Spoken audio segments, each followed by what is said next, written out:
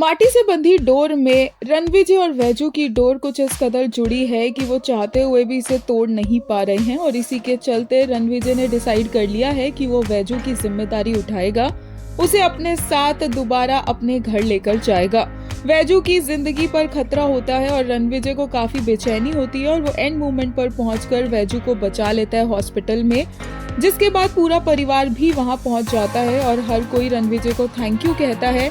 जया उसे गले लगाती है और उससे पूछती है कि वो ठीक है ना। जया वैजू से भी बात करती है और बोलती है कि जैसे वैजू ने जया का ध्यान रखा था, अब जया भी वैजू का ध्यान रखेगी। वहीं कुछ लोग सवाल उठाते हैं कि रणविजय ऐसे कैसे एंड मोमेंट पर हॉस्पिटल पहुंच गया। रणविजय और वैजू तो हमेशा एक दूसरे की जिंदगी ही बचाते रहते हैं। जिसके बाद जयकांत से भी सवाल किया जाता है कि जब उसे वैजू के पास छोड़कर गए थे तो वो वहां से कहां चला गया।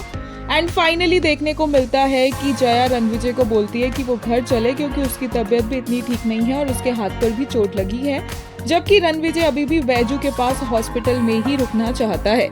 सबके कहने पर रणविजय जया के साथ घर चला जाता है। जया उसके हाथ पर आइसिंग करती है और फिर उसे बोलती है कि अगर उसे कुछ हो जाता वैजू को बचाते बचाते तो वो क्या करती। जया बोलती है कि वो बहुत ज्यादा डर गई थी कि कहीं रणविजय और वैजू को कुछ हो ना जाए और रणविजय उसे गले लगाता है और रणविजय मन में सोचता है कि कभी जया को पता चल गया उसके और वैजू के रिश्ते के बारे में, उनके सच के बारे में, तो जया कैसे रिएक्ट करेगी। नेक्स्ट दिन सभी पहुंचते हैं वैजू के पास और वो हॉस्पिटल से गायब होती है। वैजू कोशिश कर रही होती है कि वो एक बार फिर से यहाँ से किसी को बिना बताए चली जाए, लेकिन इस बार रणविजय ऐसा नहीं चाहता है। रणविजय चाहता है कि वैजू उनके साथ घर चले और वो उनकी प्रोटेक्शन में रहे ताकि वो सेफ रहे और रणविजय अपनी जिम्मेदारियों से अब नहीं भागेगा। रणविजय और वैजू की ये बात चल ही रही होती है कि तभी जया भी वहाँ पर आती है और वो भी वैजू को बोलती है कि वो उनके साथ घर चले।